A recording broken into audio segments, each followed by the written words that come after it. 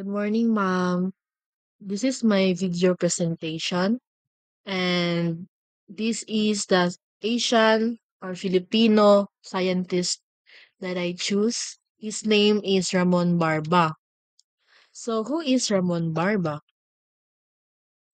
Ramon Barba was born in San Nicolas, Ilocos Norte on August 31, 1939. Ramon Barba was an horticulturist, and he is the reason why we have mangoes to eat every season rather than waiting all years.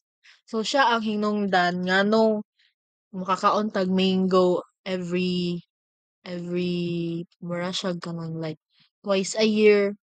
Dili ta magulat og mga pila ka years. Every year na jud ta makakaon og mangga or dili siya yung every month like every year. Di na ta magulat og pila ka years. Bro, twice a year ta makakaon og mangga. Kay ngano, let's talk about it sa next slide, no? So, Ramon Barba, he graduated from the University of the Philippines, Los Banos, with a BS in agriculture, majoring in agronomy and fruit production. He furthered his education at the University of Georgia and graduated with a master's in horticulture in 1962 and took his PhD in plant sociology at the University of Hawaii at Manoa. So dito siya nag-graduate sa University of Philippines in Los Banos. Nag-graduate siya og BS Agriculture, major in agronomy, fruit production. So next slide na ta. So his research focused on inducing the flowering of mangoes out of season, like out of season April to May.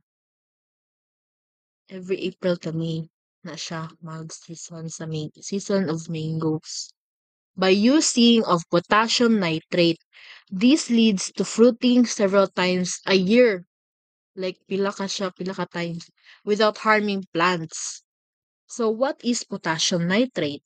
Potassium nitrate is an organic salt, ay, is an inorganic salt with a chemical formula of KNO3. It is a natural source of nitrate and has been used as a constituent for several different purposes, including food preservatives, fertilizers, tree stump removal, rocket propellants, and fireworks. So, mo na siya ang ginagamit ni Ramon Barba para makakauntag mangoes for several times a year.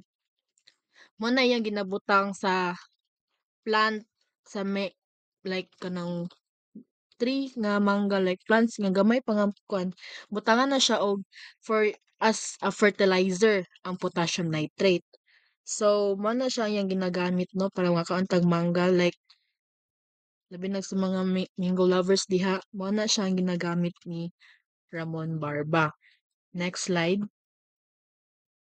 So, Ramon's achievements did not stop with mango. So, wala pa siya, dili lang mango siyang na discover. He also did groundbreaking research in bananas, sugar canes, tubo, calamansi, and other fruits and vegetables that lead to a boom in agriculture market.